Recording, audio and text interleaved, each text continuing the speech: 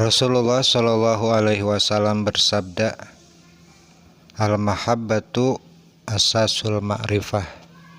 Cinta atau pengabdian kepada Allah dan Rasulnya merupakan dasar atau asas dari makrifat. Wal-ifatu alamatul yakin. Sedangkan menjaga diri adalah ciri orang yang memiliki keyakinan.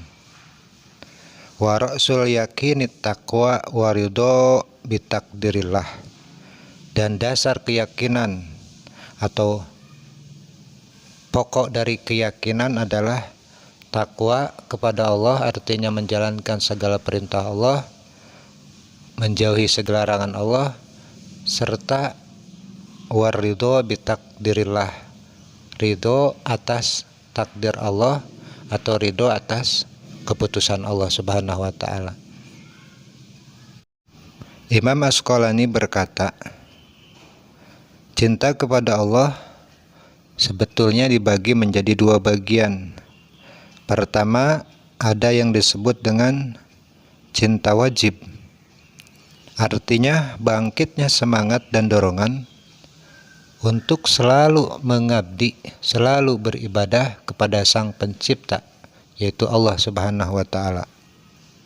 Kemudian ada juga yang disebut dengan cinta biasa atau yang sunnah, yaitu rajin mendekatkan diri kepada Allah dengan pengamalan ibadah sunnah, serta mencoba menjauhi hal-hal yang subhat atau perkara yang hukumnya samar atau tidak jelas.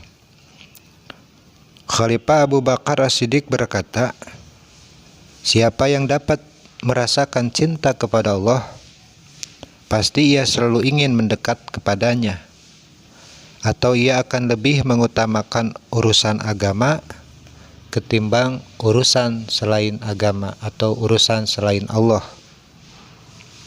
Dengan kata lain, ia hanya mengharap kepada Allah Subhanahu wa ta'ala, dan ia pun menghadap hanya kepada Allah Subhanahu wa ta'ala, dan berpaling dari semua makhluk kecuali dalam hal-hal tertentu saja. Bahkan Nabi Muhammad SAW berkata, sidqul mahabbati fi salasi solin.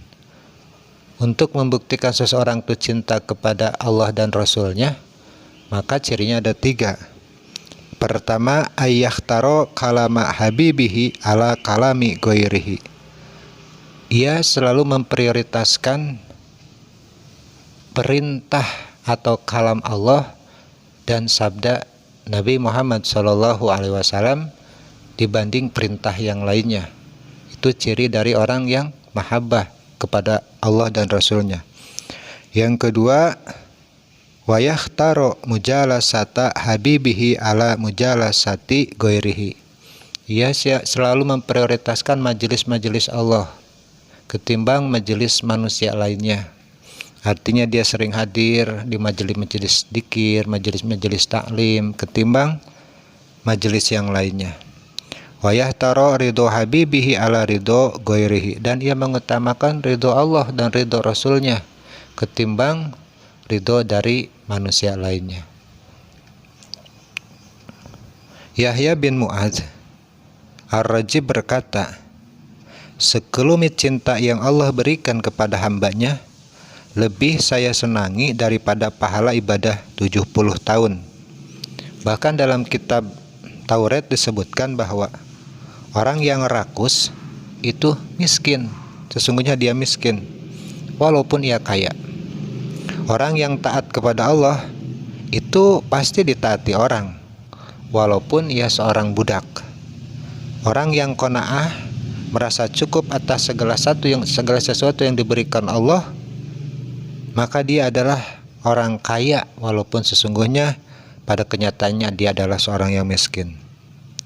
Mayoritas hukama berkata, siapa yang mengenal Allah dengan sesungguhnya, maka ia akan lupa lezatnya kenalan kepada selain Allah. Siapa yang mengenal dunia tentang suksesnya, maka ia akan membelanya. Siapa yang mengenal kehadiran Allah, pasti ia enggan berbuat kezaliman kepada orang lain. Imam Al-Hasan berkata, siapa yang mengenal Allah dengan melaksanakan semua perintahnya serta menjauhi semua larangannya, ia pasti disenangi oleh Allah.